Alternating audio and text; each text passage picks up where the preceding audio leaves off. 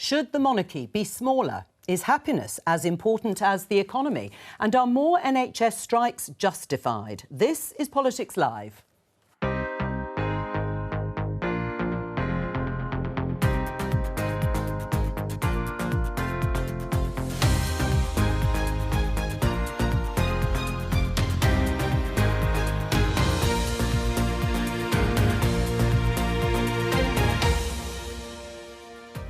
Joining me, Conservative MP Mark Garnier, Labour's Kim Leadbeater, Deputy Leader of the Liberal Democrats Daisy Cooper, and Camilla Tominey from the Daily Telegraph. Today, it's a good day for NHS staff, it's a good day for patients, an opportunity now to get that pay into staff's pay packets next month and for everyone to move forward together. We could see, as we've said, unfortunately, strike action up until Christmas if there's not a better deal put on the table. Should nurses accept the government's pay deal and rule out further strikes? When you hear sometimes people refer to a slimmed-down monarchy, I can't imagine what that might mean for a role like yours. I think the slim down was said in a day when there were a few more people around to make that seem like a justifiable comment. Ahead of this weekend's coronation, what kind of royal family do the public want? From April next year, we'll start measuring our progress as a country, not just by how our economy is growing, but by how our lives are improving. That was over a decade ago. My guest Kim Leadbeater also says well-being should be a top government priority. And Rishi Sunak will face Keir Starmer at Prime Minister's Questions for the final time before tomorrow's local elections.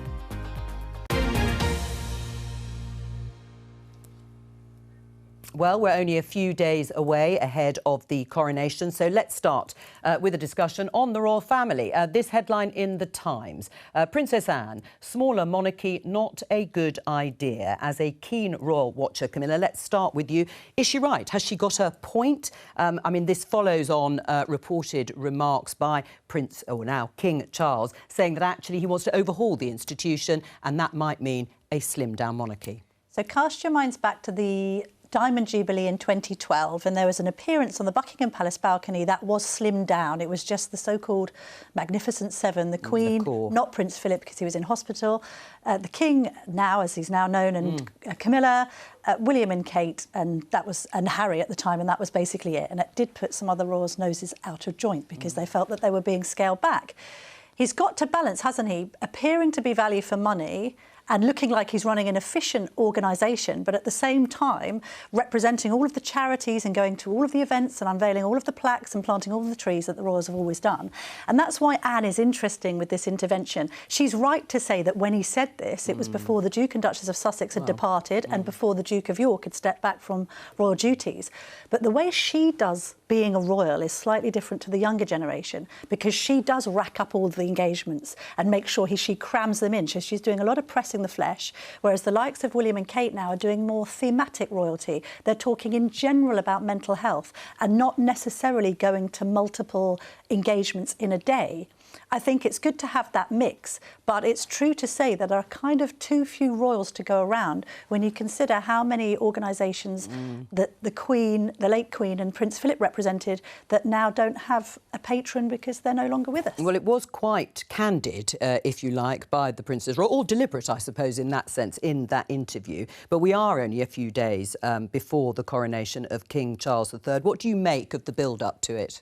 Well, last week I was a little bit concerned that nobody really cared too much and it was passing people by. And maybe there's been a bit of royal fatigue because we have had the Platinum Jubilee last year and indeed the Queen's funeral. But we can see these rehearsals. Well, the rehearsal then happens and I understand that people did camp out in the Mall for a coveted glimpse of this gold state coach for the first time. And actually I think the bunting is being unfurled this week and there's a bit more excitement about the event. At the end of the day, this is something that many of us have not seen in our lifetimes. Are we likely to see another one? Well, not the older generation, certainly. It's going to be a spectacle. We had a briefing from Buckingham Palace yesterday, most of which is under embargo, but suffice to say that, you know, visually it's going to be as astonishing as you'd expect of a ceremony of such pomp and pageantry. It's going to try and be as inclusive as possible with regard to the service. And, of course, you then get the whole royal family side of things, and there's obviously going to be a narrative around Prince Harry and who is and isn't on the balcony and all the rest of it. So for copy purposes, we're delighted with this event at the Telegraph. Well, whether it engages the general public will remain to be seen, I guess. Well, absolutely. And also, obviously, pleasing the press, very important. But more important is to please the public if they're into this sort of thing. Let's go back to the Princess Royal's comments, Mark, about a smaller monarchy. Do you think it is a good idea to have it slimmed down? You don't? No, I think they do a fantastic job. The Princess Royal was in my constituency the other day, and you can see the people turn out. They absolutely love it. A couple of years ago, we had the Duke of Gloucester was unveiling a statue. And that engagement, that sort of handshaking of people, it brings it that much closer. And I think getting out there and talking to people is very important. But there's been a lot of talk about modernising the institution. I mean, Camilla is talking about differences between the older and younger generation set of royals. Do you think he's right, King Charles, referring to the idea of overhauling it in that way? I think it's a really important discussion to take place, and now feels the right time to have that conversation. I thought it was a really good interview with Princess Anne. I thought she did a fantastic job. And I was in Parliament yesterday for the King and the Queen coming, and certainly there was a huge amount of enthusiasm there for the coronation. But it's an important time to have a conversation about the concept of the monarchy and then the individuals within the establishment. I mean, I'm very patriotic. I'm very proud to be British, and I associate the monarchy with part of that Britishness, but there's also conversations to be had about how much money it costs versus how much money it brings in, and I think that's where sort of a lot of the public are. I think you've got some people who are very staunch monarchists, you've got some people who are very staunch Republicans, but the vast majority of people are somewhere in the middle, and I think there's not many people who would want to get rid of the monarchy, but what does it look like and what does it mean for 2023? Yeah, where do you stand on this? Well, I think it probably should be slimmed down, and I think King Charles himself has indicated that that's the direction of travel. Clearly, the coronation is smaller than what had been planned before at his request, and clearly it's an institution that needs to modernise like every institution, so I think it's the right direction of travel. Right, so slimmed down being smaller in the sense of people involved in those activities and duties. Well, there's been a bit of discussion in the last couple of days, hasn't there, about what that might look like, whether it's the number of people that are involved or perhaps what tasks or the duties they perform, or whether actually it should be keep the same number of people but reduce expenditure on, buildings instead. I mean, really, there's all sorts of different ways you could cut the cloth, but I think King Charles himself has set that direction of travel. Well, actually, just ahead of all the events, this in the Daily Telegraph, man arrested outside Buckingham Palace after throwing shotgun cartridges into grounds. This was yesterday. It was quite a shock, actually. The whole area was cordoned off. People were evacuated. Any news or update? I know we can't say much because someone has been arrested, but in terms of the sort of atmosphere and whether it's led to a thought about reviewing perhaps security arrangements. I mean, I think also there was a controlled explosion, and obviously that entire area was cordoned off. The thing about the palace is it is pretty accessible to the public. You can walk right in front and up to the gates. There'll be a ring of steel around this whole operation anyway, not to mention all of the police officers that are coming from forces around the country, combined with a huge military presence, means that, to be fair, the security is always well thought out and well planned. Will it be stepped up in light of this? Yes. But then the concern has always been around, when it comes to threats on the royals, fixated individuals rather than sort of, group protest activity. That said, I think Republic and campaign groups will be staging more protests. Graham Smith, the CEO, I interviewed him a couple of weeks ago, and he was saying, we're stepping it up because we feel we can campaign more vociferously now that the Queen is no longer with us. Right, well, that's interesting because actually we might be able to just go further ahead to this report in The Guardian. Anti-monarchists receive intimidatory Home Office letter on new protest laws. Now, this bill, the Public Order Bill, has received royal assent. It was always intended to receive royal assent, I should say. But some of the powers that the police are getting have been brought forward, apparently, to today ahead of the coronation. They were going to get them, but it wasn't going to happen for a few months' time. And letters apparently have been sent to these groups, anti-monarchist groups, warning them of what might happen in terms of any offences committed. Is that rather heavy-handed? I'd like to see the letters. I mean, I fear it could be. So I think, but as I say, without seeing the letters, it's a bit difficult. If the letters are just sort of saying, look, you need to be aware that there are new rules about this, then I think it's fair that people should be informed of where the rules have changed. But if the letters are threatening, then I think that is. But as I said, I'd like to see the letters. Well, my understanding is they are setting out just the powers that have now come in. In that case, that's a public service letter. Right, do you agree with that? I mean, is the Home Office just doing its job? Actually, people may congratulate the Home Office and the government on bringing in these new powers. Yes, royal assent for the bill, but new powers to the police coming in slightly earlier. Again, like Mark, I haven't seen the letters, but it sounds to me as though they could be slightly heavy-handed. We have to protect people's right to protest. I mean, what happened yesterday was very different. That was obviously something much more sinister and dangerous. But we've got to allow people the ability to protest. But what I do say is that, you were talking about public engagement, and certainly in my constituency, people are embracing this coronation. I'm dashing around on Sunday to about 10 different events. People are putting the bunting up, people are baking a lot of cake. I will be having a lot of cake, which is always a good thing. But so I think there is real public appetite. But and again, it's how you balance that with people's right to protest when they do feel passionately about something. But I would urge everybody to keep those protests peaceful if they feel that that's the right thing to do. And for those that want to enjoy this weekend as the celebration that it is, let's go out there and have something positive to focus on. That is one thing that the royal family is good at doing, is giving us a focus in terms of unity in many different respects. So I would, hopefully we can get that balance right. And just before I come to you, Daisy, just to give a bit of context in terms of a BBC poll, Camilla, last week, 58%, majority of those polled, believe that Britain should continue to have a monarchy, less popular amongst younger people, of course. What does that say? I mean, it's also quite a lot of people who don't, which may underline what you said about the likelihood of protests. Yeah, I mean, I think there is perhaps a problem with the younger generation. The under-30s don't seem to be as enthused about the idea of a monarchy than older generations. That may be a problem going forward. Obviously, there's a lot of store being set by the future of the monarchy, not in the King and Queen Camilla's hands, but actually in the hands of the Prince and Princess of Wales and their children, who I'm sure will feature prominently this weekend, because that kind of signals the dawn of a new kind of era for the House of Windsor. In general, however, how do the royals feel about these polls? I think the King himself has said in interviews in the past, the popularity goes up, it goes down. The continuity of the crown has endured for 1,000 years. I think it's overstretching it to say that it faces an existential crisis. I think when it comes to younger people, they need to leave less unsaid. That mantra of sort of never complain, never explain came back to bite William and Kate during that Caribbean tour. And I think William has said, we do need to discuss more of these issues. Right. I mean, but that is interesting in terms of where people actually stand. Will they actually express that idea of protest over the weekend of the coronation or not? I mean, 26% of those polled want an elected head of state. Where do you think the balance should lie? As I say, there'll be many people who think good that these new powers have come to the police because it will prevent, or more likely to prevent, any disruption to the coronation. On the other hand, that's a lot of people who might want to say, this is not for me. We have a very strong and proud tradition in this country of having freedom of speech and of having freedom of peaceful protest as well. Liberal Democrats opposed a number of the measures that the government introduced because in some examples, I think under the new laws, you could arrest people who have perhaps linked their arms together, for example, and people who make a noise. Of course, if you're going to go on a protest, the whole point of taking part in a protest is to make some noise. So I do think that the government's draconian measures have gone far too far. Like others, I haven't seen the actual letter, I haven't seen the tone of it. I have seen some groups that are intending to protest say they've been working very closely with the police, they've been working very well with them to explain what they're planning to do, and they want to do everything within the law as it stands. And I think in that context, it does appear to me to be perhaps heavy-handed and certainly not a good look that this is happening just a few days before the coronation. What do you think, Mark?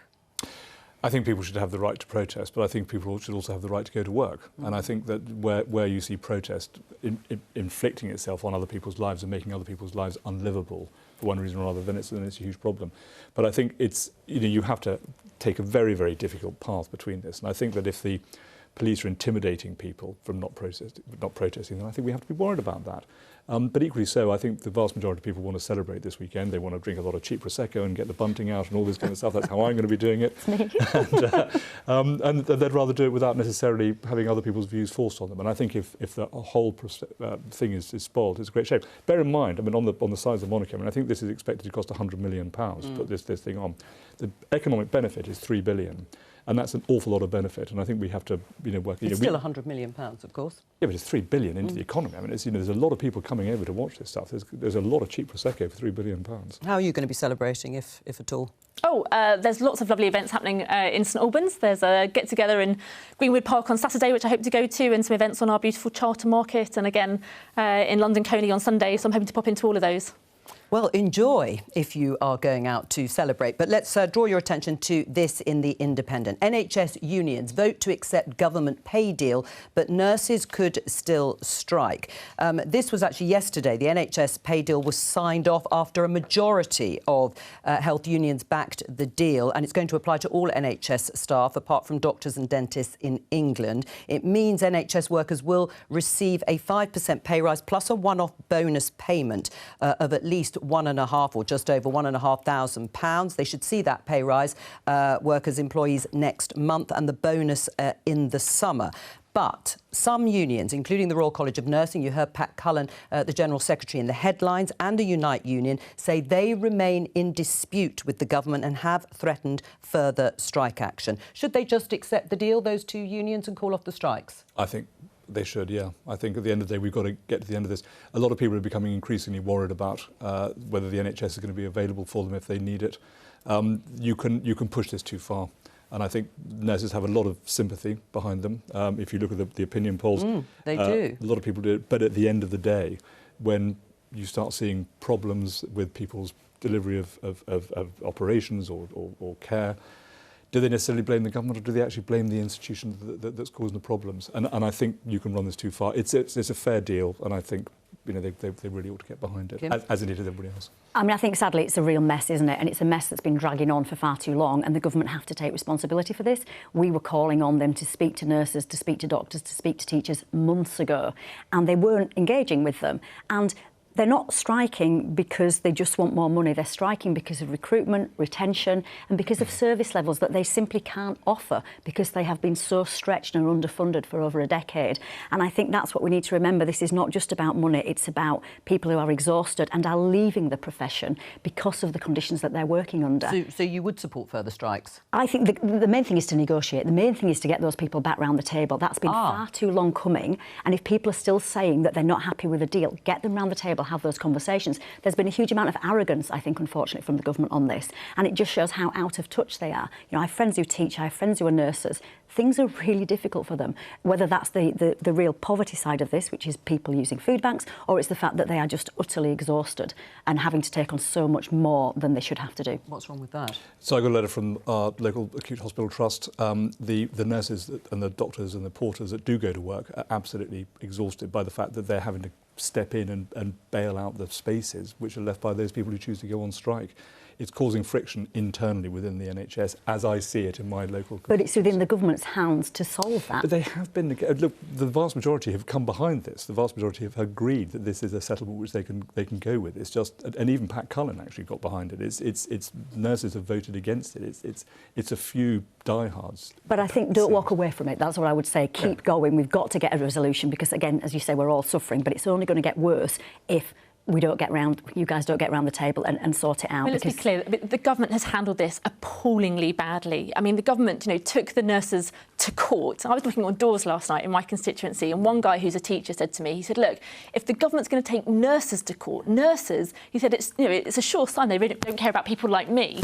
That's what a lot of public sector workers... I mean, to be clear, that was about their mandate to strike. They hadn't had the time, or they couldn't continue to strike. But to take the government... for the government to take nurses to court over a technicality rather than getting round the table, I think is really severe. And, as others have said, there are major problems. Even the unions that have agreed to this pay deal say there is a huge amount to be hammered out with the government over safety conditions, over patient safety, over staffing levels, over pensions, over all sorts of recruitment, retention issues.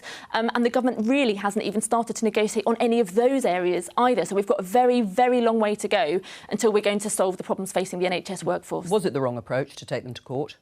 Well, everybody's got to abide by the law. I mean, at the end of the day, if there is, it may be a technicality, but the point is you can't have one section of society excluded from the law because you feel sorry for them. And at the end of the day, it's important that everybody is playing by the same rules. It's not about feeling sorry for people. It's about people who've kept our country going through the most difficult times and are really, really struggling. And I think to take that decision, to take that, to make this a legal matter, I just think it sends all the wrong messages. But hang on. But Daisy, I haven't heard. Do you believe the strikes should continue if they get a mandate, the RCN, as they're going to try to do? Would you support further strikes? Well, the nurses have a legal right to decide if they want to strike, Absolutely. so it's up to the nurses to decide whether or not they want to do that. Or should they just accept the pay deal like the other unions? Well, as I say, it's up to the members of the Royal College of Nursing to decide if they want to strike or not. They have a right to make that decision. They have a right to decide whether they want to go on strike or not. Clearly, all of us want to see strikes come to an end, but it has to be done in a way where we can solve some of the frustrations over pay, conditions and safe staffing levels as well, and we are clearly not there yet. Should the government continue negotiating with the RCN and Unite? I think there's the conversation to be had about these other elements in terms of the staffing levels and how many nurses we bring into recruitment and bring into training in the first place. And I think that the planning for the workforce in the NHS, I think, is a very, very important point. And Jeremy Hunt brought in some amendments on this when he was head of the... and Boris Johnson whips against it for 8 months. Yeah, I know. Well, we got rid of Boris, so that's fine. Oh, right, well, let's say it's all fine, shall we? Camilla, can I just show you this graph? Changes in pay since 2010, when you take inflation into account. If you look there at nurses, down by 10.2%. They're quite stark, those figures, aren't they, in terms of cuts in pay. Teachers, obviously, you can see also even more, and junior doctors down by 14 or just over 14%. Yeah. You can see why the public has had quite a lot of sympathy. Well, they'll look stark against inflation rates of over 10%. Of course they will. But it is right. But even so, it is since 2010, of course, heightened by high inflation at the moment, which is at 10%. But broadly speaking, particularly teachers' pay is flatlined. Sure. I mean, in the case of teachers, you can have a separate debate, frankly, about education funding versus NHS. Education funding since 2010 has been 3%.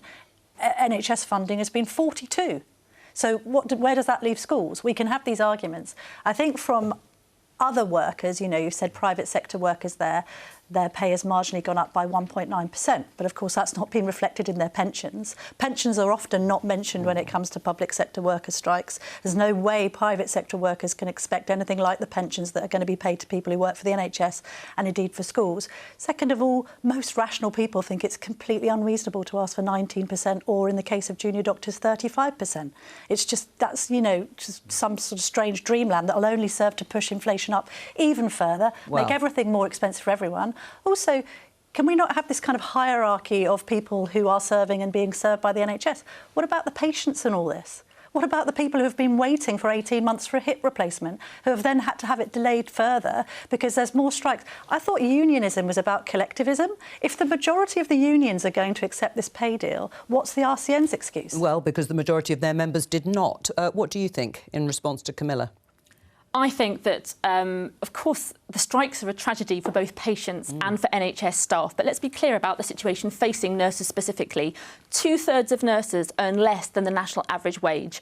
1 in 4 hospitals now have food banks set up for nurses and other hospital workers. I think patients recognise that when they are ill and they need life-saving care, it's the nurses that hold their hands, that feed them, that, clean them when they need that kind of help. I've been an inpatient and had nurses and doctors save my life, and I'm completely indebted to them. I think the way the government has treated nurses has been utterly, utterly appalling. They should have been solved months ago. But I've often asked this of both Labour and the Lib Dems, what percentage pay rise would you give nurses Liberal Democrats have said very clearly for months and months and months now that we wanted to see a pay increase as close to inflation as possible. So you're not worried about the inflationary effect of that on everybody else's bills? That has been roundly debunked. There is no inflationary pressure from increasing... It's not been roundly debunked, Daisy. You do not increase... you do not have that problem when you increase public sector pay. Yes, you do. You do, because you're increasing the money supply, and on top of that, you're also increasing taxes on everybody else. It is. Well, that is a good. How would you pay for an 8, 9, 10% pay rise? Well, look, this is a problem facing the government right now, OK? We've said that we would have to negotiate on all these different issues. But let's just say you wanted to give an 8% pay rise. Let's just pull that figure out, a little bit less than inflation. To give that level of pay rise to all public sector workers would cost, according to the Institute for Fiscal Studies, multi-billions of pounds. Well, Liberal Democrats have pointed out that the government has wasted billions and billions and billions of pounds in the last few years on a track and trace system that was found by the Public Accounts Committee that will make no difference whatsoever, on PPE that couldn't be used, on PPE that went up in flames. Does it mean so the government's wasted a huge amount of money. Does it mean higher taxes? Because we're already taxed at the highest level. I was going to say the government is already putting a tax burden on the population. The Conservatives reversed some of the money that banks could have been paying, right?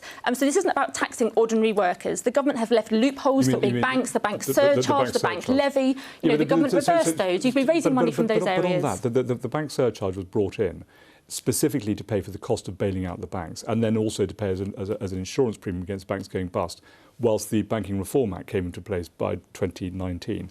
That's now in place, and actually the investments into things like Lloyds Bank have actually made money. So you've got a slightly different thing. So you don't need the bank levy. But bear in mind, well, you could have it, and then you could use that money to pay for some of these pay increases. So you could. But the See, there we go. There you could. There's an answer. He's agreed. He's signed up to your Liberal Conservative MP who signed up to a Liberal Democrat policy. Point. The City of London generates something in the region of £100 billion in tax receipts. This is an incredibly important part. We're already seeing listings on the London Stock Exchange now moving to America. If we don't have a successful City of London, and this is about a whole load of different things in terms of financial services regulation, if we don't have a successful City of London, we can hate the bankers if you want to, but we are losing an awful lot of tax receipts. And that's an awful lot of public services which are going to be diminished by getting it wrong with institutions like the City of London. I mean, some of the things you've suggested, of course, are one-off savings, and these would be permanent pay rises. Can you see a way of paying for that sort of level of pay rise permanently? I think Daisy's point is really important in terms of, as opposition parties, we are constantly asked how we would sort this mess out. But it's their mess. It's the government's mess. So, but yes, it might be something that you have to take on and we in will 18 sadly months' time. inherit a lot of this mess. But I hope people remember how we got into this point when it comes to local elections and indeed the general election. This is because of 13 years of mismanagement of the economy, not least to mention the crashing of the economy last October with Liz Truss and Kwasi Kwarteng. And I know we don't want to keep going back over the past, but that really was an important moment in time where things got worse for a lot of people. And Daisy's point again about writing off billions of pounds of fraud, that shouldn't be allowed to happen. No, but it's again, how would you provide for it now if you wanted those level of pay rises? Well, we said we would recruit more doctors and nurses by getting rid of the non-dom tax status, which I think is not a good policy. But also not increase their wages. Again, well, also getting round that table and having those conversations and having those discussions, that's the important piece of work that needs to be done and has been done really, really badly. Just before we move on, Mark, when you look at those figures, those changes in pay since 2010, you probably can't see them, but I will repeat them for you. Drop in 11%, 10.2% for nurses, 11% for teachers and junior doctors of 14% since 2010. Can you see the justification for going on strike over pay? I can see why people would be very angry. Of course I can. But Camilla makes a very, very important point. By the time you take out the most recent bit of inflation, actually those aren't so terrible. And bear in mind, Kim, we have ultimately got to go back to where this all started, which is that the country was spending way too much money back in 2010, and we had to... Talking of going back to ancient history, Darling, who brought in the... I think that's a very weak argument, Mark. We're going back 13 years. But it's really important because that's...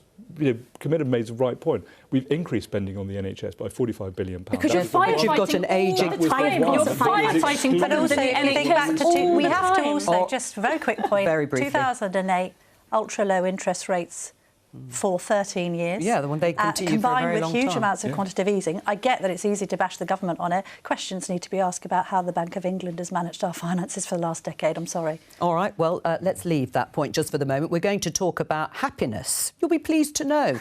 In line with the economy, we've talked about the economy. A transformation in health and social care should be at the heart of a Labour government's mission. So says my guest here, Kim Leadbeater.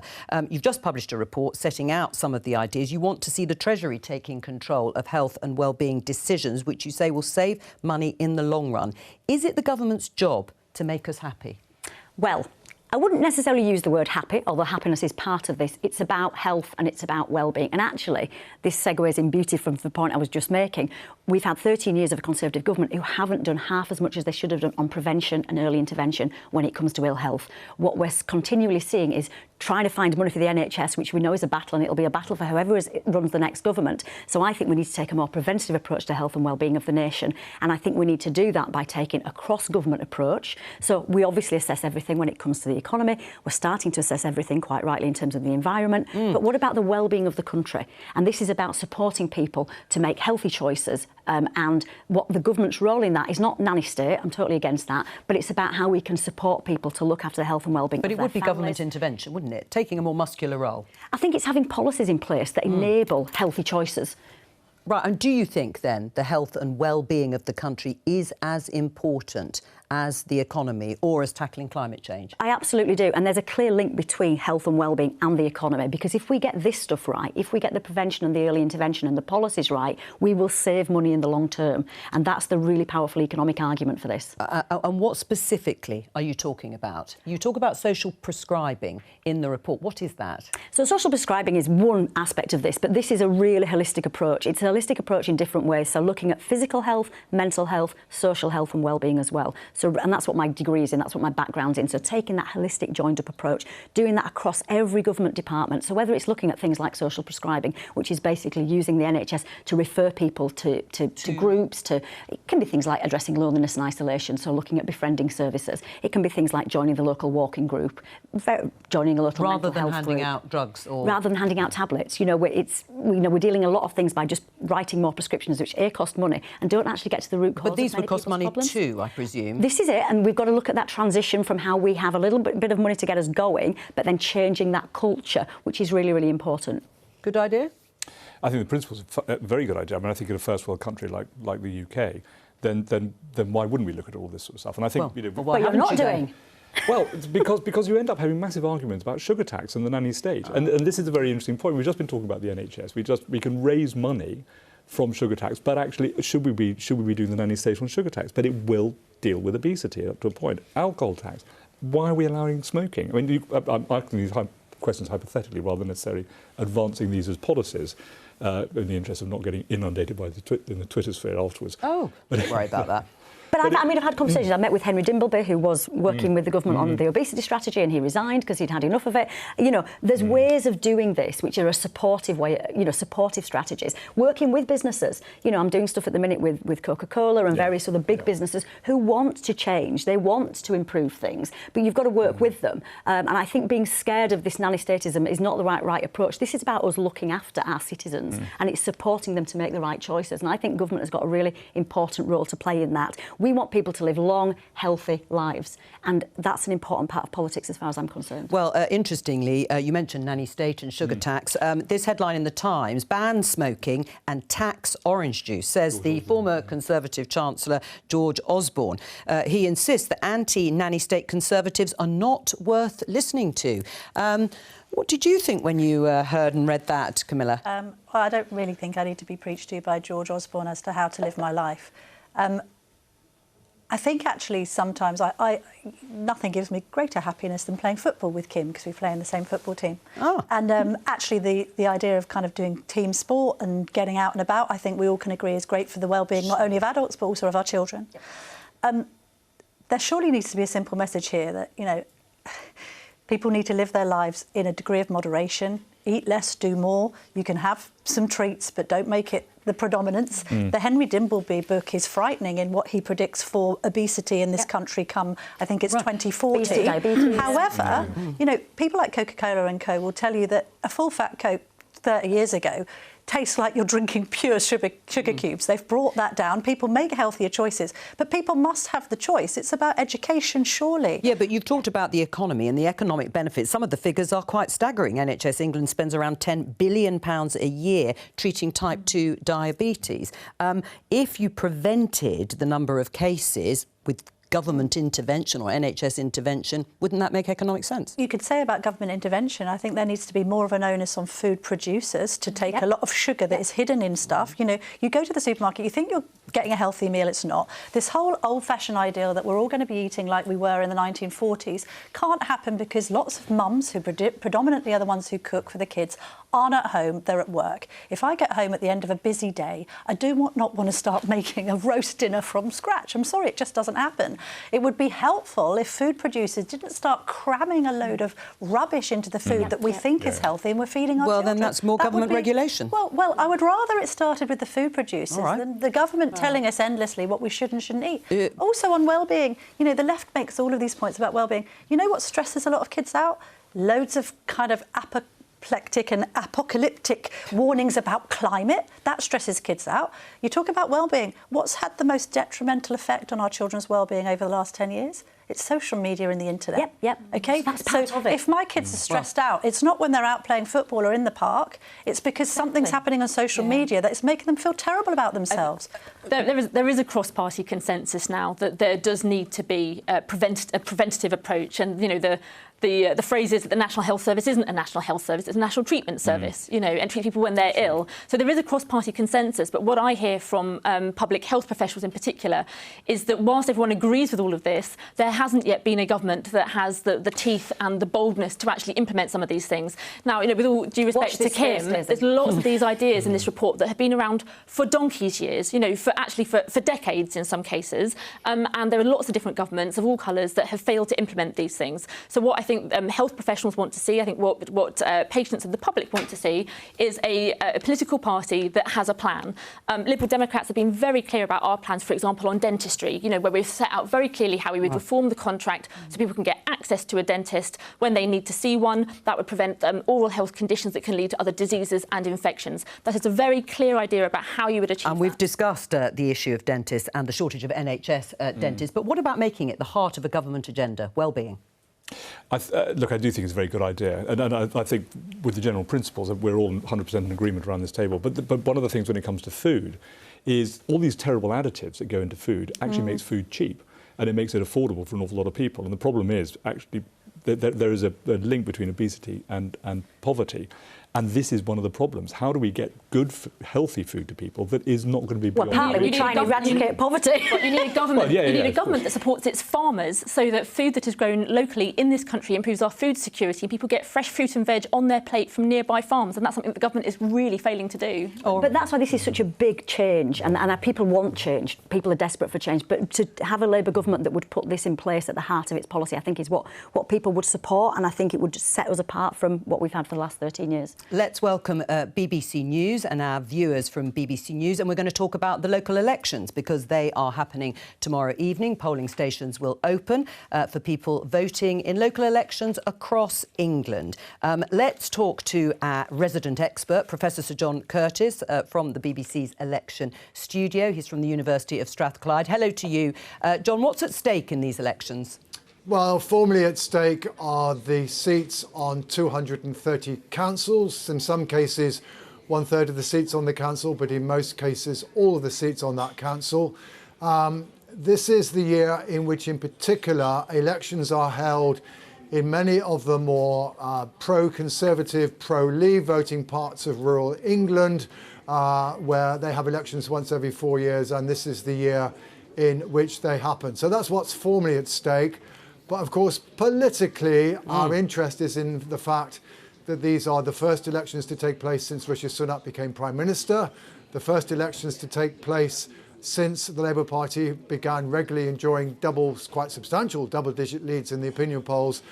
And therefore, we are asking the question above all, do these local elections confirm the message of the opinion polls that the Conservatives are in deep electoral trouble and that maybe the Labour Party has a chance of getting an overall majority at the next general election? Now, there's an awful lot of expectation management by the parties, have been for a few weeks. What, in your mind, does success, failure look like for both the Conservatives and the Labour Party? Well, a lot of that expectation management, of course, focuses on claims and counterclaims about how many seats they will gain or lose.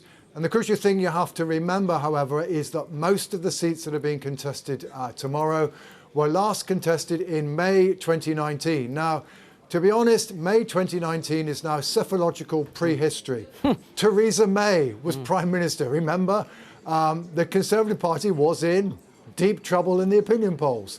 It's just that on that occasion, the Labour Party was also in deep trouble in the opinion polls, and neither party did very well in the local elections. So to that extent, at least, claims about gains and losses are against a baseline that doesn't make a great deal of sense. To be honest, my advice to people in the end is that's not going to be the crucial measure, whatever the claims and counterclaims about what the parties expect, not least because 5,000 of the 8,000 seats are in those shire district councils I referred to earlier. They're disproportionately located in that part of England.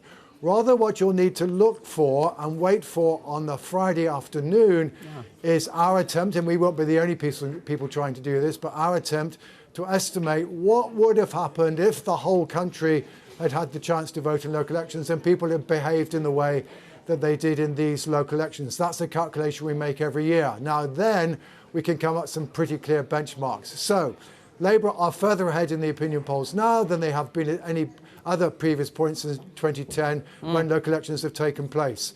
Labour's best performance so far, a 7-point lead over the Conservatives in 2012. So at minimum on this measure, Labour need to be more than 7 points ahead.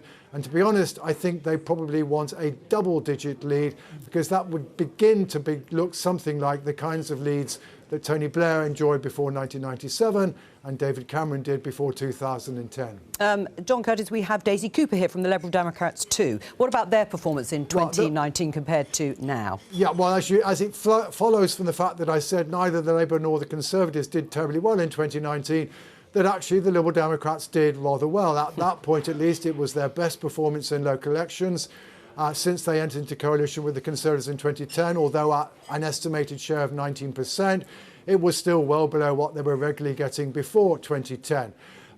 So the honest truth is, therefore, the Liberal Democrats have a bit of a tough gig this time because they're going to have to do better than they did in 2019 to make significant gains, though, of course, if the Conservatives slip back a bit and the Liberal Democrats simply manage to stand still, that might still result in them in getting net gains of council seats. But equally, if the Conservatives are simply up a bit on a very poor baseline and the Liberal Democrats only hold their own, they might actually lose seats even though they've done quite well. Other group, of course, we should mention are the Greens. The Greens did well in 2019. It still stands as their best performance in local elections. So they again have the problem that they're defending a relatively high baseline. Professor Sir John Curtis, thank you very much. And we'll be talking lots, I hope, tomorrow afternoon. I believe on Friday afternoon, Jo. Oh, Friday afternoon. Thank you. Thank you. Tomorrow is polling day, Friday afternoon. Yes, look forward to it. Professor Sir John Curtis there. Let's go into the chamber because we have Prime Minister's questions in just under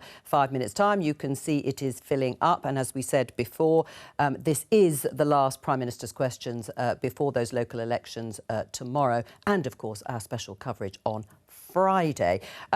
Yes, what do you think success will look like for the Conservatives, Mark Garnier? Well, so under the expectation management thing, we're looking to lose 1,000 seats out of 8,000 being contested. But I'm disappointed that Labour are only going for 400 gains. I think you should be more ambitious at the Labour Party.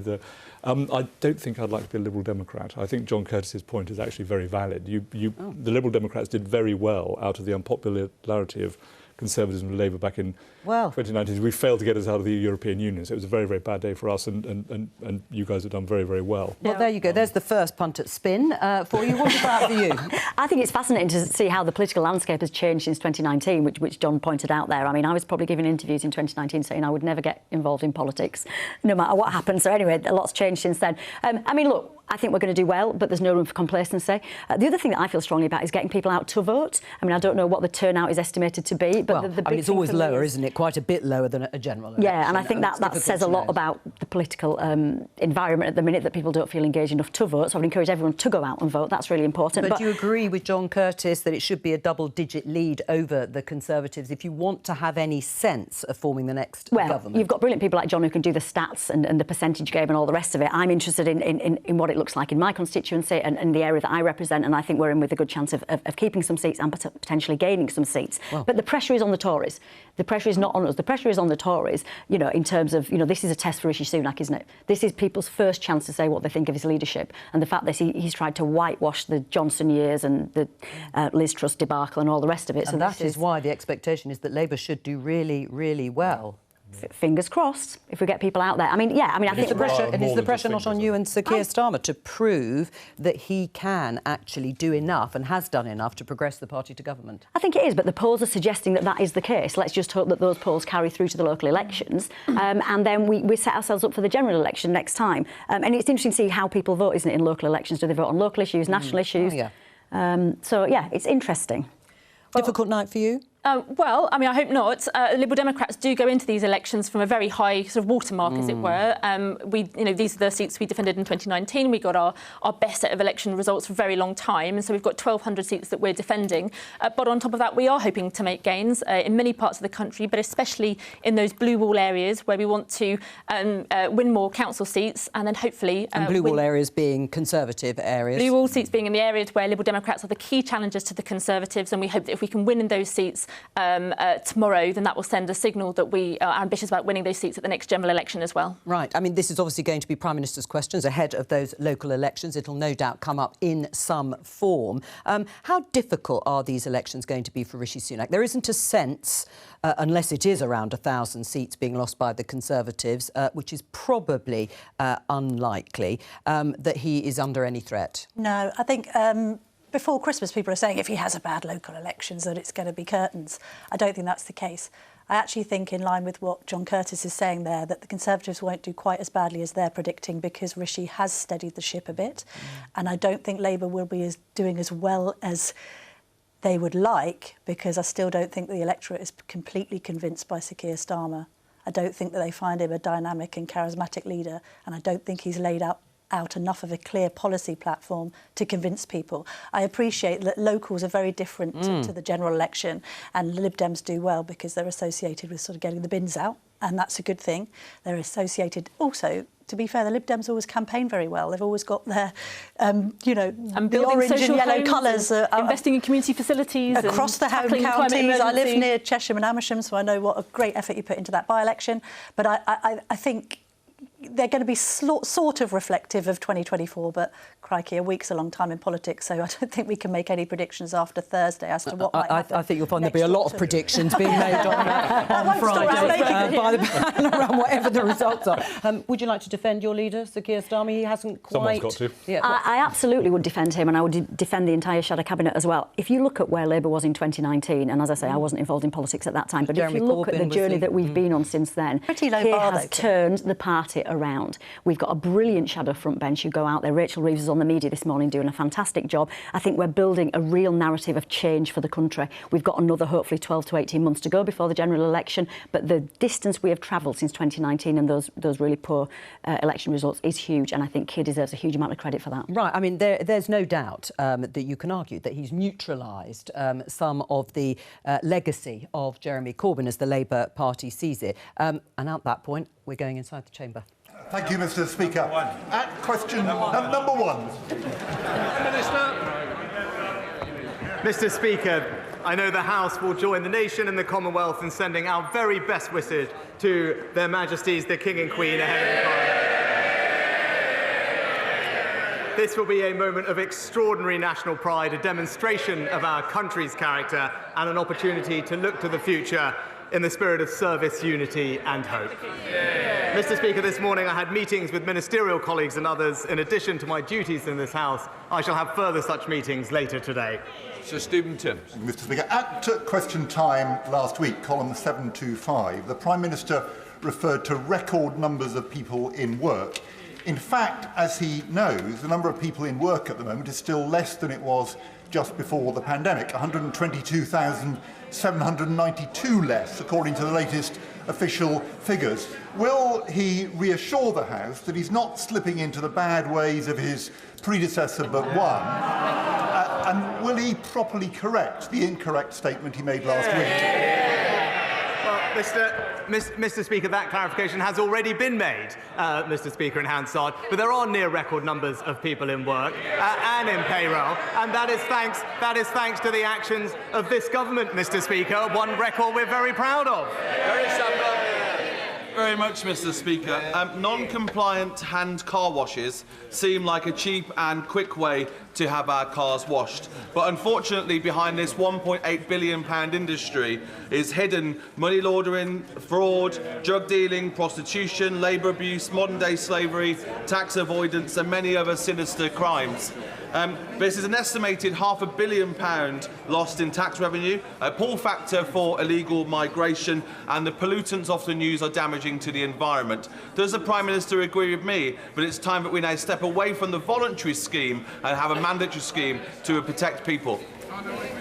Well, Mr. Speaker, we expect all businesses to follow the law, including providing fair pay and working conditions for their employees. We're tackling exploitation in the labour market, especially by increasing funding for enforcement bodies to over £35 million a year, and we will continue to keep the position of hand car washes under close review. We now come to the Leader of the Opposition, Keir Starmer. Thank you, Mr. Speaker. Can I join the Prime Minister in his comments about the coronation? Across the House, we're all looking forward to the celebrations this weekend. Mr. Speaker, does the Prime Minister know how many mortgage payers are paying higher rates since the Tory party crashed the economy last autumn? Well, Mr. Speaker, our record on home ownership is crystal clear. Because of our tax cuts, 90% of first-time buyers now don't pay any stamp duty at all, Mr. Speaker. And last year we saw the largest number of people buying their first home in 20 years, Mr. Speaker. That's a Conservative government delivering on people's aspirations to own their own home. Mr. Speaker, the question was how many people are paying more on their mortgages each month. And the answer that the Prime Minister avoided giving is 850,000. Nearly 1 million people paying more on their mortgage each month because his party used their money as a casino chip. That's why George Osborne called them economic vandals who created a self-inflicted financial crisis. Not for the Prime Minister and his non-dom thing, not for the super wealthy they gave tax cuts to, but for mortgage holders all across the country. So, does the Prime Minister know how many more people will be joining them on higher mortgage rates by the end of this year? Mr. Speaker, thanks to the actions we're taking, in fact, the Bank of England is showing that public expectations of inflation have now eased to a 15-month low, Mr. Speaker. Consumer confidence is at the highest level that it's been at since Russia invaded Ukraine, and because of our stewardship of the public finances, we can see a clear way to reduce debt and bring interest rates down. But, Mr. Speaker, he keeps in this habit of quoting the former Labour shadow chancellors. We know that our plans will deliver lower inflation and lower interest rates, but we know that his plans just mean more debt, Mr. Speaker, and I quote, year after year after year. Those aren't my words, that's the assessment of the former Labour Shadow Chancellor. Mr. Speaker, the question was how many more people this year are going to be paying more on their mortgages? And the answer that he avoided giving again, he knows these answers. He's got the stats there in front of him. 930,000 people. So by the end of this year, I know they don't want to talk about it, that's why he won't answer the questions. By the end of this year, nearly 2 million homeowners, counting the cost of the Tories' economic vandalism with every mortgage payment they make. And it's not just those who already own their home that are counting the cost of Tory recklessness. The average deposit for a first-time buyer is going up to £9,000. Does he even know how long it would take an average saver to put that sort of money aside? Mr. Speaker, that's why, Mr. Speaker, that's why we've introduced a 95% mortgage guarantee scheme, Mr. Speaker. It's why we're helping people in social housing own their own home through our first homes and our shared home ownership schemes. But, Mr. Speaker, I said these things are working because I said last year we had a record number of first-time buyers, the highest number in 20 years. It was, Mr. Speaker, twice the number of first-time buyers than Labour ever managed, Mr. Speaker. So whilst Labour failed homeowners, the Conservatives are delivering for them. Mr. Speaker, every week, whatever the topic, he stands there and pretends everything is fine across the country. And every week he does so, he reinforces just how out of touch he is. £9,000, ha ha ha, £9,000 would take 4 years. They think it's funny that 4 years for the average saver to save £9,000. Or to put it a different way, in terms the Prime Minister will understand, roughly the annual bill to heat his swimming pool. But for most people, 4 more years of scrimping is a hammer blow to their ambitions. And now he's kicking them when they're down, because his decision to scrap housing targets is killing the dream of home ownership for a generation. Why doesn't he admit he got it wrong and reverse it? Mr. Speaker, I promised to put local people in control of new housing, and I'm proud that that's what I delivered within 6 weeks of becoming Prime Minister. Now, he wants to impose top-down housing targets, he wants to concrete over the green belt and ride roughshod over local communities. Now, previously, Mr. Speaker, he did say, he's on record and saying, local people, local communities should have more power, more control.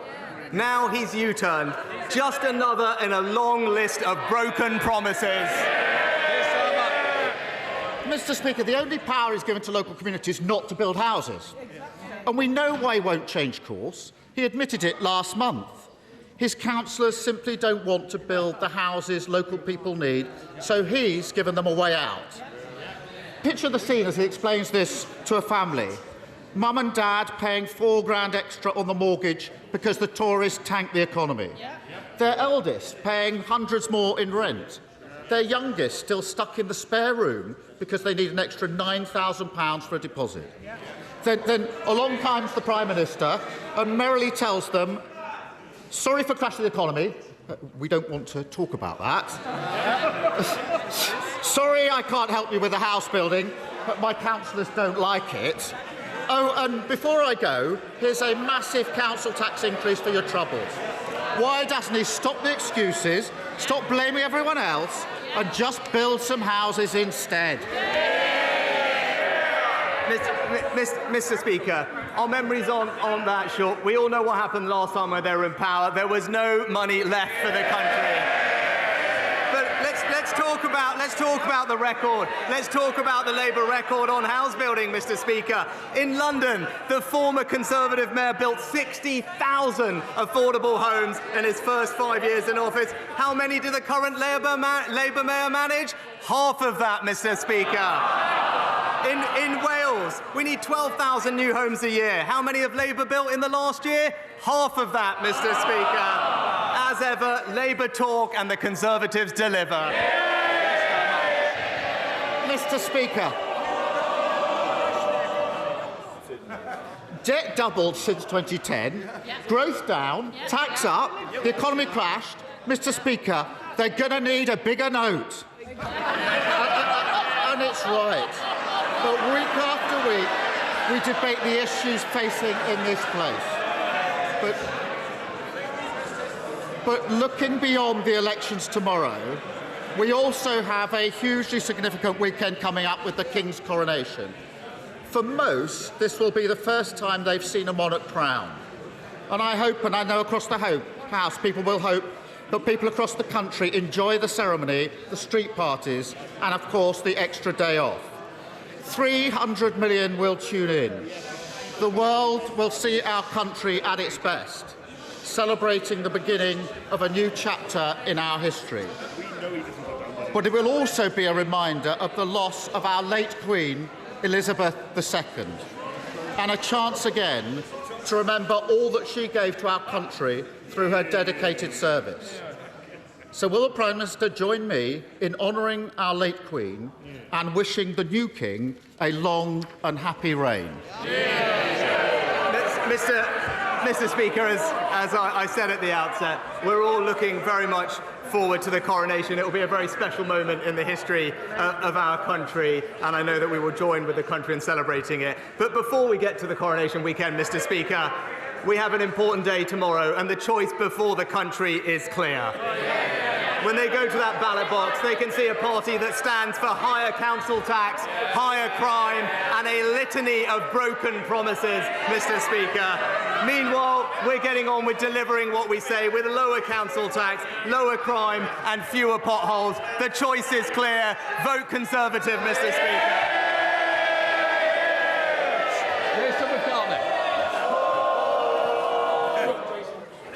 Yes. Thank you, Mr. Speaker. Labour run Kirklees Council, Mr. Speaker, as you know, have reneged on a deal to house the National Rugby League Museum at the George Hotel. They've also declared a climate emergency, but they have one of the worst recycling rates in the country. They're building on green fields and now on green belt. They're demolishing Home Firth Indoor Market. We're blighted by litter and fly tipping, and now they're proposing to chop down mature trees in urban areas. Does Mr. agree with me? No, you'll sit down a moment.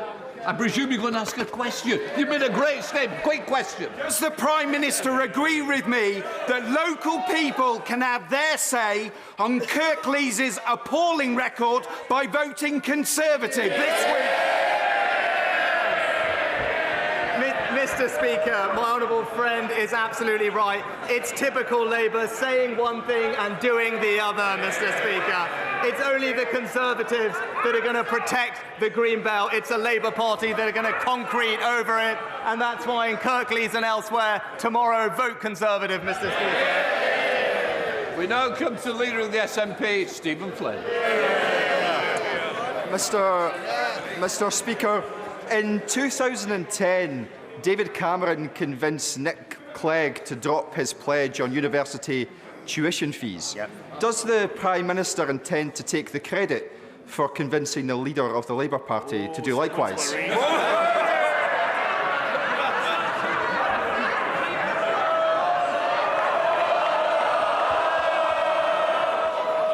Prime Minister. Well, I thank the honourable gentleman for the question. I'd say it's hard to keep up, Mr. Speaker, with a list of broken promises. What I would say on tuition fees is I'm proud that under this government we now have a record number of people that are going to university from disadvantaged backgrounds, Mr. Speaker, and that's because the efforts we've placed to put more money into supporting those people and those communities to fulfil their aspirations, alongside fantastic new apprenticeships in every part of our country. Stephen Flynn. Mr. Speaker, for the avoidance of any doubt, the Liberal Democrats don't believe in abolishing tuition fees. The Conservatives don't believe in abolishing tuition fees, and of course the Labour Party, now with their own Nick Clegg moment, don't believe in abolishing tuition fees either. But, Mr. Speaker, is it not the case that the main Westminster parties don't offer young people any hope at all, do they? Actually, I gently point out to the honourable gentleman that if you're from a disadvantaged background, you're far more likely to go to university in England than you are in Scotland. Thank you, Mr. Speaker. The Conservative Police and Crime Commissioner in Dorset has delivered 174 new police officers. He's quadrupled the rural crime team and has made Dorset the 6th safest county. As recorded crime is 34% higher under Labour Police and Crime Commissioners, does the Prime Minister agree with me that only Conservatives can be trusted to keep local communities safe and make sure offenders face the justice they deserve? Well, Mr. Speaker, my honourable friend is right. It's a simple statement of fact. Crime is lower in areas which have Conservative police and crime commissioners, and I'm delighted that Dorset has been selected as one of the areas to pilot our new immediate justice scheme, which will deliver swift and visible punishment so victims of antisocial behaviour know that it will be treated seriously and with all urgency. Caroline Lucas. Thank you very much, Mr. Speaker. His government's vile and immoral refugee ban bill and the toxic language coming from the Home Office isn't even dog whistle politics. It is a giant, hard-right foghorn blasting out a poisonous them and us narrative, and it plumbed new depths last week when the Home Office Minister claimed that people trying to come to the UK, and I quote, tend to have completely different values to those in the UK. Can he explain what he thinks is so different about the values held by the people of war-torn Sudan? And can he tell us what values are stopping him from creating a Sudanese family visa scheme like he did for the people of Ukraine?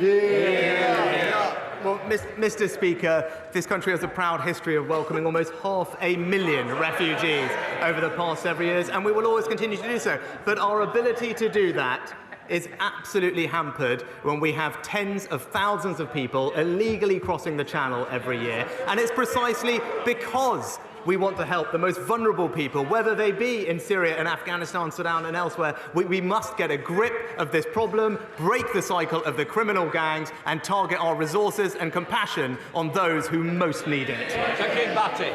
Thank you, Mr. Speaker. Thanks to this Conservative government and £1.8 million from the Brownfield Land Release Fund, the Conservative-led Solihull Council is getting on with regenerating Kingshurst Village Centre, creating space for new businesses and new homes. But when it comes to economic regeneration, none of the opposition parties have a viable plan, not the Greens, not the Lib Dems and not the Labour Party. And the Labour candidate has gone so far as to scare local people into thinking that the development won't go ahead, despite spades on the ground. So does the Prime Minister agree with me, while the opposition talk down opportunity and the creation of jobs, when it comes to investing in our communities, it's only the Conservative-led Solihull Council that can do the job? Mr. Speaker, I agree with my honourable friend, and I'm so glad to see the local Conservatives delivering for the people of Solihull, with dozens of new family homes, new flexible commercial space and a new integrated health, social care and community hub. As he said, it's clear for his local area, only the Conservatives can deliver. Alan Brown. Mr. Speaker, imagine seeing the car in front of you swerving erratically or suddenly braking for no reason, risking your car slamming into the back of that, endangering those daft enough not to wear seat belts. Now, this is not the actions of a drunk or reckless driver, but my constituents' experience using Tesla in autopilot mode. Software still in beta phase, but deemed suitable for cars on our public roads. Will the Prime Minister meet with me to discuss the issues with Tesla's autopilot and instigate an urgent critical safety review in terms of its suitability for operation and the licensing of it? Mr. Speaker, I'm sorry to hear about what happened to the honourable member's constituent. I'll ensure that he gets a meeting with the Transport Secretary to discuss the safe regulation of autonomous and self-driving vehicles. Cal McCarthy. Labour-run City of Lincoln Council has destroyed the 40-year reputation of our city's Christmas market and the Christmas cheer that Lincoln benefits from annually. The dereliction of their role, choosing to take the easiest option behind closed doors in secret, in cancelling the market, shows Labour's neglect and disregard for small local businesses, charities and entrepreneurs and voters. Labour councillors in Lincoln should be ashamed of their actions and have rightfully been likened to the Grinch. Order. Mr. Brennan, I don't need you shouting from the back row. I've always offered a cup of tea to this side, but it's equally opportunity for you to take one. Come on, Carmen. I thank the member from the opposite side for the extra minutes he's given me, Mr. Speaker. Tomorrow the people of Lincoln will have the chance to remove... I will not count on that. Tomorrow the people of Lincoln will have the chance to remove from office the anti-business, socialist Scrooges and elect local Conservatives. Does my right honourable friend the Prime Minister agree with me that for better run local services, business-friendly and support... Order. I think in fairness to Prime Minister, I think the text went out. I think he's got the answer. Come on, Prime Minister. Mr. Speaker, I share my honourable friend's disappointment that after a decision taken by the Labour-run council behind, as he said, closed doors, there will no longer be a Christmas market in Lincoln, ending its 40 years of history. Lincoln deserves better, and I urge the people of the city to vote Conservative. Thank you, Mr. Speaker. Ahead of tomorrow's local elections, I've been campaigning in Medway and Swindon. The word on the doorstep is that people are ready for a change and will be switching their votes from the Conservatives to Labour. However, I am concerned that only 4% of those without valid ID have applied online for a voter authority certificate. So will the Prime Minister commit to a post-election review of how many people have effectively been disenfranchised by his government's response to the virtually non-existent problem of voter fraud? Mr. Speaker, 98% of people already possess a suitable form of voter ID, and the government made available free alternative ID for those that do not have it. The pilots have demonstrated it hasn't significantly impacted turnout, and indeed this was a policy that was introduced by the Labour Party in Northern Ireland all those years ago. It's common in European countries, it's common in Canada, and it's absolutely right that we introduce it here too. Dr. Mahindra. Yeah. Thank you, Mr. Speaker. Since getting elected in 2019, I've been inundated with correspondence from my constituents in South West Hertfordshire, rightly complaining about huge speculative developments on our beautiful Greenbelt land. Lib Dem-controlled Three Rivers District Council continue to dither and delay their local plan. Does he agree with me that the choice tomorrow is simple? Vote Conservative to protect our Greenbelt, or vote Lib Dem for massive developments on sport land? Well, Mr. Speaker, my honourable friend raises an important point, and it's always the same with Liberal Democrats, saying one thing and doing the other. We've all seen it, Mr. Speaker. It's the Conservatives that are a party of local decisions taken by local people, and it's only the Conservatives that will protect the Greenbelt. Bernie Kelly-Foy. Thank you, Mr. Speaker. Unable to secure an NHS dental appointment, my constituent Ray was forced to go private. It was then discovered that he had a large aggressive tumour in his face and jaw, which required 16 hours of gruelling surgery to remove it. If he hadn't been able to afford it, Ray might not be with us now. This is yet another chapter in the horror story that is the decay of dentistry under this government's watch.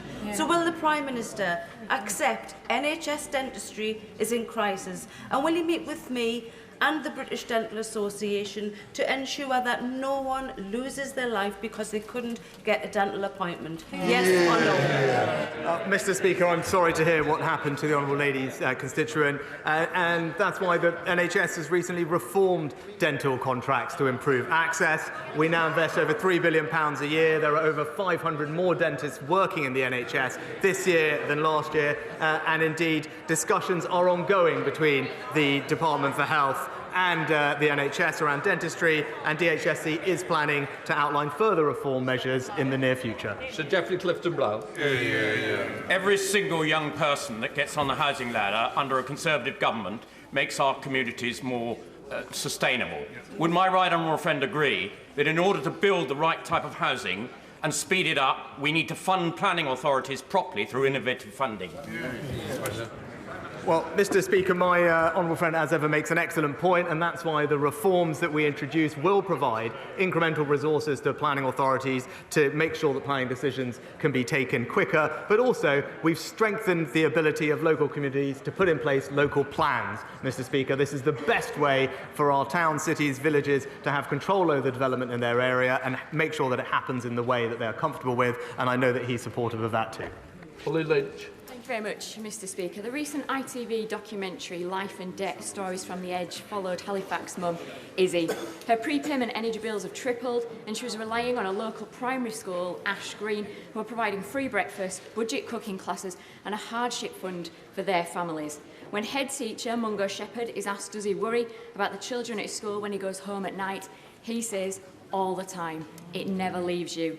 Does the Prime Minister think it's right that things are so bad that schools are having to become the fourth emergency service for the families that they support? Well, Mr. Speaker, because of the actions we've taken, a typical family, including those like Izzy's, will be seeing half of their energy bills paid for by the government. That is support worth £1,500 extended in the most recent budget. For the most vulnerable in our society, there's additional support, and £900 for those on welfare, Mr. Speaker, and through the holiday activity and food programme, support for families with the cost and support for food during the holidays. But I would also say, for Izzy and others that are in particular need, they should talk to their council, because the Chancellor has provided over £1 billion of funding to the Household Support Fund. It's there to help families like that need a little bit of extra assistance during this time. Sir John Whittingdale. Thank you, Mr. Speaker. As my honourable friend will be aware, today is World Press Freedom Day. At a time when the need for professional and factual journalism has never been greater, will my right honourable friend reaffirm the government's commitment to defending media freedom worldwide? And will he redouble the efforts of the government to obtain the release of Evan Gershkovich and Vladimir Kara-Murza in Russia and of Jimmy Lai in Hong Kong? Mr. Speaker, the government is committed to defending media freedom worldwide, because thriving independent journalism is one of the cornerstones of democracy. We absolutely condemn the politically motivated sentencing of journalists across the world, and our embassies and missions work every day to protect media freedom where they are based. And I know that this is something that my right honourable friend has been a right champion of throughout his career, and I will look forward to him continuing to do so from a different perch as I take rather fewer questions from him over the next few months from this position. McKinnell. Mr. Speaker, I want to thank our police forces, who I know will be working hard across the country this weekend to support the Coronation events. But police numbers in the North East are down 8% since 2010, and I know the Prime Minister's keen on his maths, so here's a sum. If Northumberland Police has lost 1,000 police officers since 2010, but gained the funding to put back 615, by how much have the Conservatives shortchanged the North East? So, Mr. Speaker, as we saw last week, there are now a record number of police officers across the country thanks to the actions of this government, and crime is 50% lower than it was when we took office. She talks about investing in the North East. You know, when we invested Levelling Up Fund in her constituency, £20 million, she said it was transformational, Mr. Speaker. She said it would play an important role in rejuvenating her local area. That's this Conservative government delivering not just for the North East, but for her constituents too. Mr. Speaker, I was pleased to welcome the Secretary of State for Transport to Newsham recently. This was to see the progress on the Northumberland line. Would my right honourable friend agree with me that this Conservative government, and Conservative government only, is committed to development of this line, keeping Levelling Up on track? Yeah. Well, Mr. Speaker, my honourable friend has been a fantastic champion for the restoration of this line. Indeed, it was one of the first deliveries from the Restoring Your Railways Fund, and it will be fantastic for his local communities because that connectivity will provide jobs, opportunity and employment, particularly for young people in his local area. And after years, if not decades of neglect, it's this Conservative government that is delivering for the people in his local area. Rebecca Long-Bailey. Thank you, Mr. Speaker. Over 3.6 million women born in the 1950s had their pension age increased without their knowledge. And many, like my constituent, unknowingly gave up work at 60, only to realise they had no income, they couldn't pay their bills, and some have even lost their homes. So my constituent asks the Prime Minister today, will he commit to the fair and fast payment of any compensation that is recommended by the Parliamentary and Health Service Ombudsman to 1950s women for the injustice they have suffered due to maladministration by the Department for Work and Pensions? Mr. Speaker, this issue has been long discussed in this place, and obviously the Honourable Lady knows there's an ongoing process which I can't comment on, but rest assured, of course, we will respond appropriately to any recommendations that come our way. Thank you very much, Mr. Speaker. As Asbestos Awareness Month comes to a close, I would like to draw the attention of the Prime Minister to the dangers of asbestos in workplace buildings. Please would you back the Don't Let the Dust Settle campaign from the Mesothelioma UK charity in my constituency by setting up a register of all workplaces in the country that contain asbestos and determine a timetable of eradication of this terrible substance. Well, Mr. Speaker, can I thank my honourable friend for raising this important issue.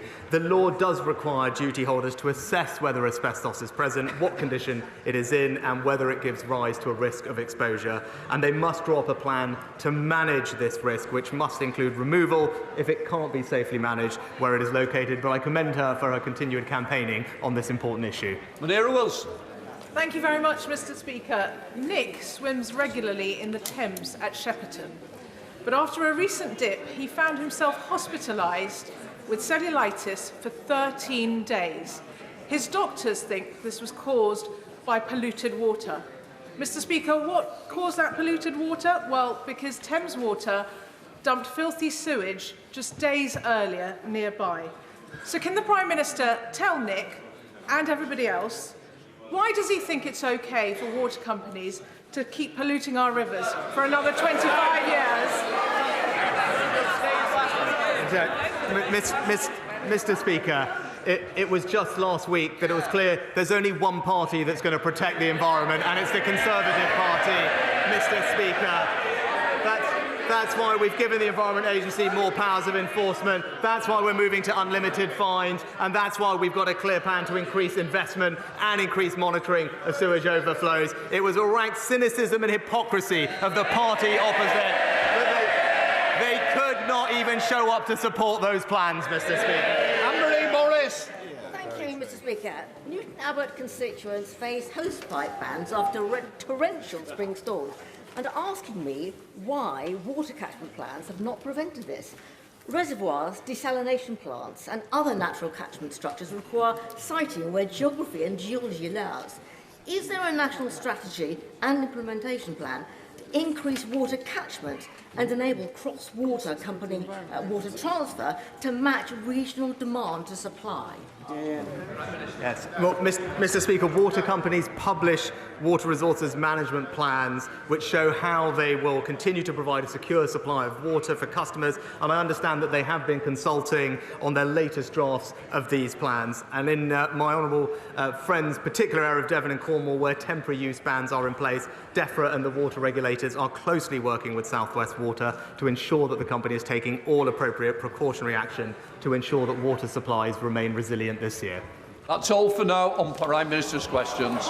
Well, as you heard there, the Speaker saying that's all for now from Prime Minister's questions for this week. The last one ahead of those local elections in England tomorrow. Let's welcome our guest for this part of Politics Live. For the Government, Business Minister Kevin Hollinrake.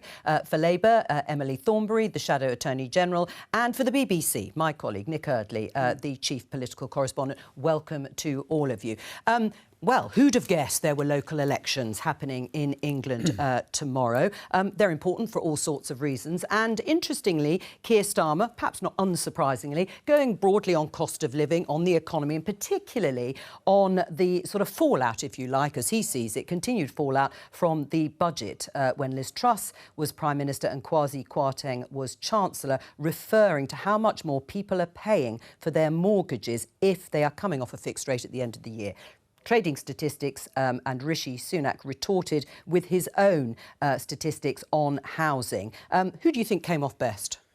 Well, look, both parties accept that the economy is going to be a massive battleground in the run-up to a general election. And what you saw Keir Starmer quite clearly try and do is say to Rishi Sunak, a lot of this is on not necessarily you, but your party, trying to link some of the cost of living pressures to that mini budget last year and the housing thing, which Labour think is going to be really important, saying you can't afford a house because they've dropped those targets. That, of course, was Rishi Sunak.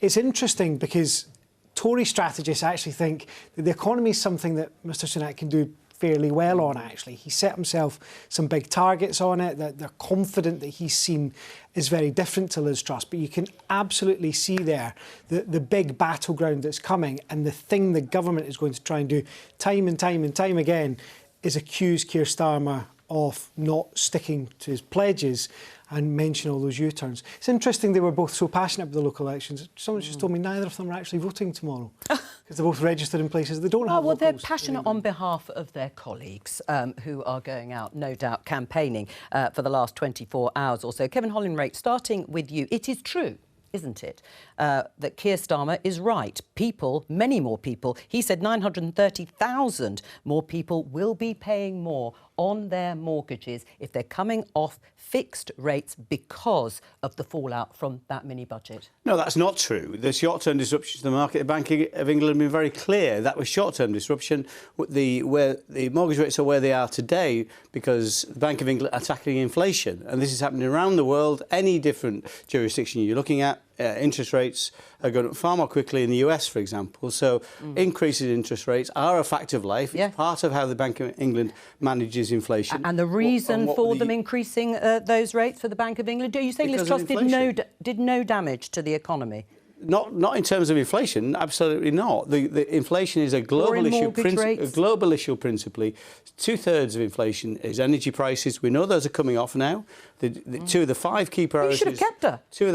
You should have kept her as Prime Minister. She did nothing wrong. I'm a big fan of Rishi Sunak, and I think he's the right person to do the job. But you're defending Liz Truss and her record in terms of the economy. No, I'm saying there were short-term effects. What Rishi is doing is 5 pledges, the 2 key pledges that are really of material interest to most people, are getting the economy growing again and tackling inflation, halving inflation by the end of the year. Most observers see that will happen. If you want to be able to control inflation, you need to be able to manage the money properly, which is what Rishi Sunak will do. Right. And is Keir Starmer right, then, Emily, that more people, or is Kevin right, that actually people won't be paying more in their mortgages or for their mortgages as a result of that budget when Liz Truss was Prime Minister? Yeah, I mean, the Conservatives crashed the economy. I think more than 800,000 people are already paying more since Liz Truss crashed the economy, since the Tories crashed the economy. And then there's going to be another million. So by the end of the year, there'll be 2 million more people spending more on their mortgages. And it doesn't matter how often the Conservatives say, nothing to see here, everything's fine, everything's better. You know, they just gaslight us. But people know the truth. They know how much their food prices are going up. They know how much their house prices are going up. They know that. But essentially, after 13 years of a Tory government, they are not any richer. They are much poorer. And that's the truth. And the Tories want to talk about anything else apart from the cost of living. They want to talk about anything else apart from crime. You know, I mean, or the National Health Service. You see during this election, they just keep trying to throw yet one dead cat after another dead cat on the table, hoping that somehow or other we'll all get distracted. But actually, these are the 3 issues that people are talking to me about. And they are the big 3 issues for the public. Kevin? Well, if you want the truth, you asked for the truth, Emily. The reason we got into Liz Truss got into trouble are unfunded spending and tax spending promises and tax cuts. But that's exactly what Labour promised to do. Oh, yeah, the annual deficit this year is around £140 billion. Your spending promises, unfunding spending promises, well, which ones? add up to about £100 billion. Give me one. Cancelling business rates, for example. Cancelling tuition fee, university tuition fees. Cancelling business rates, abandoning completely. We're setting aside the business rates. You've already said you'll do that. Tuition fees, you've already said you'll scrap tuition fees. These are a number of different pledges. Well, hang on. Well, let's just pick you up on the tuition fees. I'm sure Emily can do it anyway. I think actually today's story is that Keir Starmer is dropping his opposition to tuition fees. So actually they will stay in place under a Labour government. And we've already talked about... Is that good news, Emily? And we've already... Well, hang on. There's so many questions. First of all, you start off with these extraordinary claims about us not having funded commitments. I mean, it is simply not right. If you look at any of our commitments, they have all been costed. I'll tell you, there is enormous discipline in the Labour Party about that. We do make sure that we don't make an announcement without being able to show where the money comes from. Business rates coming from? £22 billion a year. So business rates will come from... I mean, the idea is that we redistribute taxation from the larger businesses to the smaller businesses. So that what we're going to do is we're going to stick with the taxes to the larger companies, and we will be getting... Which taxes? I can't remember exactly which ones it is now. I think it's the higher business rates, higher business taxes, and so businesses of a certain size will continue to be paying that higher amount, and that money will be transferred to smaller businesses. In that we will not. It's good to hear the details. We've never heard that detail before from Rachel Reeves. Yes, absolutely. You really need to pay more attention. You really need to pay more attention to what it is we're saying, because everything that we say, we will spend money on this, and we will get the money from that. And I'll tell you, people also criticise us for being so disciplined. You know, I mean, when we hear about other people will be saying, well, why aren't you doing this and why aren't you doing that? What we say is, because you crashed the economy, if we are given the honour of serving the country in a year's time or 2 years' time, we will not be able to do everything that we want to do. No, we will have to proceed with caution and care, and everything that we do will be costed. Can I just go back to your point about the Conservatives crashing the economy? You're referring again to Liz Truss and Kwasi Kwarteng. But actually, at the time, Labour supported, and subsequently, supported the bulk of what was announced by Liz Truss and Kwasi Kwarteng. You supported the 2-year energy support package. You also supported the reversal of the increase in national insurance contributions and a cut in the basic rate of income tax. And that was the bulk of that budget. So actually, Labour was quite happy with most of... Let's start with the first of that. So the whole point about paying for support for people on their bills. You wanted 6 months first of all, and then it was 2 years. We have always said that we needed to have a tax on these energy companies that are making so much money essentially out of the crisis caused by but you supported and they have never introduced the their plans in the way that we have suggested. It has never been properly effective. You know, what they do is they sort of half nick our ideas, but unfortunately never implement them as well as they should do. Right. You know, and it's never extensive enough, and that's what the problem is. Right, but you did support the bulk of it on those three particular issues. I mean, Rachel Reeves herself said, we've always said that increasing national insurance, which went up in April, this she's talking about last year, was the wrong thing to do. She said, we support the cut in the basic rate of tax from 20 to 19 pence and broadly supported the extended energy package of 2 years. So actually, there was very little about that Liz Truss quasi-quoting that at the time you didn't support. I don't think that's right. And I think that part of the problem as well was that Kwasi Kwarteng went on to be interviewed, you know, and to say, we're going further and we're doing more and we don't care. And the way that they did it was they didn't allow anything to be costed in advance. They didn't allow any of their proposals. That is true. No, I mean, this is important when it comes to confidence. And because of a crash in confidence, we had a crash in the economy. All right. It is how you do things as much as anything else, which is really important. Nick? Kevin, I'm really interested in this argument that there hasn't been a longer-term impact from the Liz Truss mini-budget, because at the time of that mini-budget, mortgage rates shot up to a 14-year high. And if you were coming off a mortgage and signing up to a new one at the time, today you're paying potentially hundreds of pounds extra a month. Should voters blame the Conservative Party for that? No, because that was a spike. If you look at it, the mortgage rates shot up because of the connection with bond prices, and that was the change that happened at the time.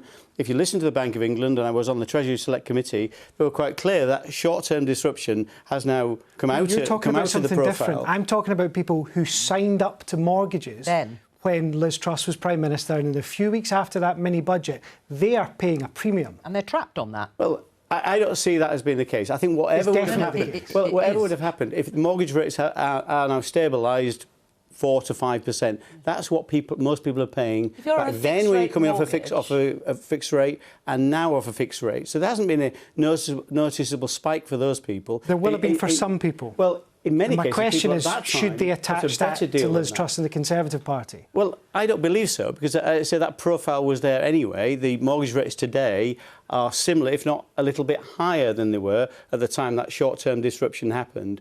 Nevertheless, it wasn't a good time in terms of it was the wrong policy choices. My point is we've moved on from that. We've got the right stewardship now in number 10. We are where we find ourselves. My worry is for the country, whether you're voting tomorrow or you're voting at the general election, is Labour would fall into the same trap. The unfunded spending, it's the same old Labour, it's the unfunded spending promises, the unfunded potential tax cuts. Can we just clarify for our viewers who have found themselves in the position that Nick Eardley has just outlined, they will have had to find hundreds, possibly thousands of extra pounds for however long if they were on, or if they signed up to a fixed rate then, even if they were on a tracker, they will have had to have paid a certain amount of money over and above what they were expecting to pay for several months at the very least. Can you just accept that? And that voters, those voters particularly, will be very cross with the Conservatives. Well, I don't see there's a noticeable difference between mortgage rates today and mortgage rates back then. That's my point on this. So to try and draw some analogy between the two different positions, I think, is the wrong thing. No, it's about the experience of voters and mortgage payers who found themselves paying more for their mortgages as a direct result of what happened in that mini-budget. Principally, people are paying higher rates on their mortgages because of the Bank of England's action to tackle inflation. That's the reality. All right, well, let's move on to something else. Perhaps you can be clearer when it comes to mandatory house targets, because Keir Starmer has decided that a Labour government would re-establish or reinstate mandatory housing targets on local authorities. Rishi Sunak dropped that policy and plan. How will you get those houses built? Well, the reason those plans were changed because the impact on the Greenbelt, of course. Well, yes, MPs. To a certain extent, because they're worried about the Conservative MPs are worried about the impact on the Greenbelt. And I think many people want to make sure our green and pleasant land is retained as that. Now, if you look at our record on house building is very successful in terms of the Conservatives. In 2010, I was in the property market for a long time, and I can promise you it absolutely was. I think 135,000 homes built in 2010.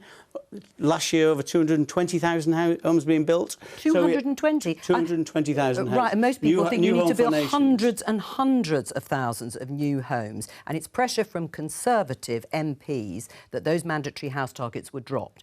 But Labour, if they do, put back those housing targets. How will you get local authorities to build them? We're going to do it on a regional basis, and it's really important that we do, because this is a matter of intergenerational justice. Yeah. But Our how do you do generation it? are fine. Local but it's, authorities struggle. We're either in secure social housing, or we're owning our own homes. It's the younger generation who are in the rented market, and we have to find the space, and we have to build. We have to build, and we will have those targets, and we will expect local authorities to stick to it. And I'm afraid, there won't be any ifs or buts, and we're not going to bow to any pressure, in the way in which the Conservatives had. That this is the way that it needs to be done. Well, there has to be every region in the country. You need to look at the regional need, and then you need to build houses in an appropriate way for that. So you'll force local authorities to build homes in areas, even if local people have said they don't want them.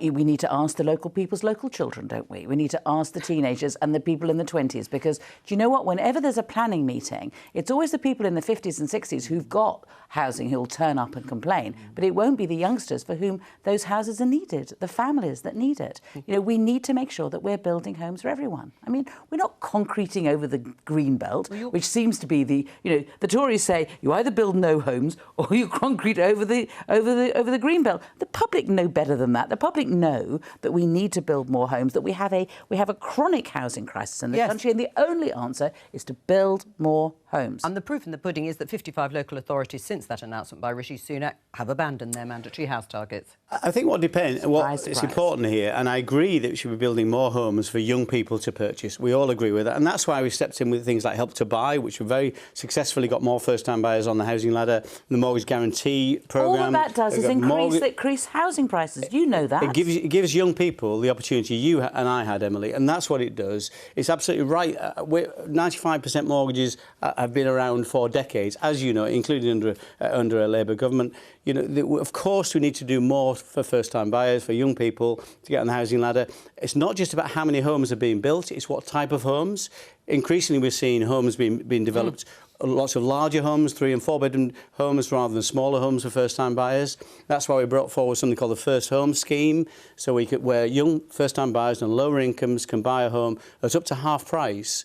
So there are lots of different schemes available for first-time buyers that will make a meaningful difference. Before we move on, Nick? The last Conservative manifesto had that 300,000 a year new homes target by the end of the decade, which is gone. Emily, is that the sort of numbers Labour are talking about, 300,000 a year? I think that a successful government that is dealing with the housing crisis has to build hundreds of thousands of homes. How many hundreds of thousands, though? Because this is the question that's always asked of Labour. You say you want to do something in principle, but how many? Because the Conservatives had that target last time. I mean, I think that as we get closer to an election, you will start seeing those sorts of numbers come out.